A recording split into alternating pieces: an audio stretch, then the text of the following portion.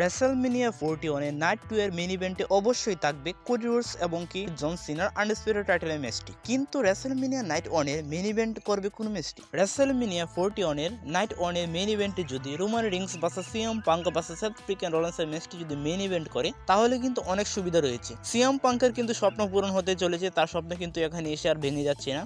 সে কিন্তু চেয়েছিল রেসলমেনিয়াতে main event করবে বলে, কিন্তু সে এখন পর্যন্ত টাইটেলের অপরচুনিটি না পাওয়ায় সে পাচ্ছে না। কিন্তু এই ম্যাচটি যদি মেইন ইভেন্টে হতে পারে, তাহলে কিন্তু সিএম পাঙ্কের স্বপ্ন পূরণ হয়ে যাবে। মানে সিএম পাঙ্ক রেসলমেনিয়াতে মেইন ইভেন্টও করতে পারবে এবং কি সে ম্যাচ খেলতেও পারবে। এছাড়া সেথ ফ্রিকিং রলিন্সও কিন্তু এখন পর্যন্ত রেসলমেনিয়া মেইন ইভেন্ট করতে পারেনি। সে কিন্তু ভালো ভালো ম্যাচ খেলতে উপহার দিয়েছে সবসময় আমাদেরকে, কিন্তু সে এখন পর্যন্ত রেসলমেনিয়ার মেইন ইভেন্টে খেলতে পারে নাই। কিন্তু এই ম্যাচটি যদি রেসলমেনিয়া 41 মেইন ইভেন্টে রাখা হয়, তাহলে সেথ রলিন্সের স্বপ্ন কিন্তু পূরণ হতে চলেছে।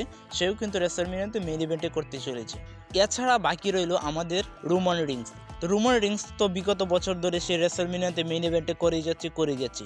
তো এই বছরে যদি সে রেসলমেনিয়াতে একটা মেইন ইভেন্ট করতে পারে, তার রেকর্ডটি কিন্তু চলমান থাকবে, কেননা সে প্রতি বছরই রেসলমেনিয়া মেইন ইভেন্ট করতে চলেছে লাস্ট কয়েক বছর যাবত। তো এই ম্যাচটি যদি রেসলমেনিয়া 41 এর নাইট 1 এর মেইন ইভেন্ট হয়, তাহলে অনেকটা ভালো বিষয় হবে। বর্তমানে জেউসও যে ধরনের বচ করা শুরু করেছে, লাস্ট কয়েক সপ্তাহ ধরে আমরা দেখতে পাচ্ছি রয়ের এপিসোডের জেউসও কিন্তু 2-3টা বচ করতে শুরু করেছে।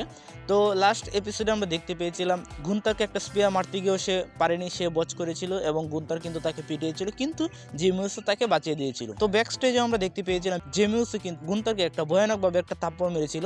তো নেক্সট উইকে কিন্তু আমরা গুন্তার ভার্সেস জেমিউসের মধ্যে একটি ম্যাচ দেখতে চলেছি। জেউসও যেভাবে বচ করতে শুরু করেছে, আমার মনে হচ্ছে এটি একটি স্টোরি লাইনের ভিতরে ঢুকানো হয়েছে। বর্তমানে জেউসও মানসিকভাবে প্রস্তুত নয় এই ম্যাচটির জন্য।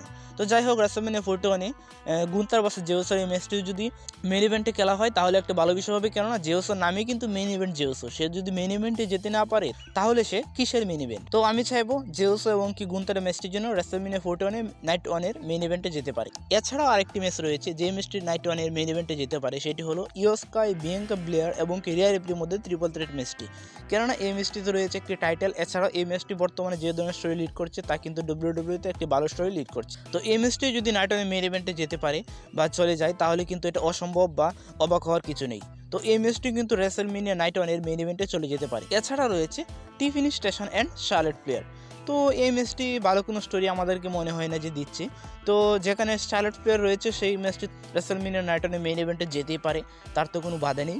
তবে আমি আজকের ভিডিওতে যে 4টি ম্যাচ নিয়ে আলোচনা করেছি, এই 4টি থেকে যে কোনো একটি ম্যাচে রেসলমেনিয়া 41 মেইন ইভেন্টে যেতে পারে। তবে যেটাই যাক না কেন, রেসলমেনিয়ার যে একটি ভালো ম্যাচ হতে চলেছে মেইন ইভেন্টে, তা কিন্তু আমরা অনেকেই জানি, কেননা এখন পর্যন্ত যে ম্যাচগুলো শিডিউল হয়ে গিয়েছে সবগুলোই কিন্তু ভালো ভালো ম্যাচ ছিল। তো আজকের ভিডিও এই পর্যন্তই। ভিডিও ভালো লাগলে অবশ্যই লাইক, কমেন্ট এবং কি সাবস্ক্রাইব করে পাশে থাকবেন। ধন্যবাদ সবাইকে।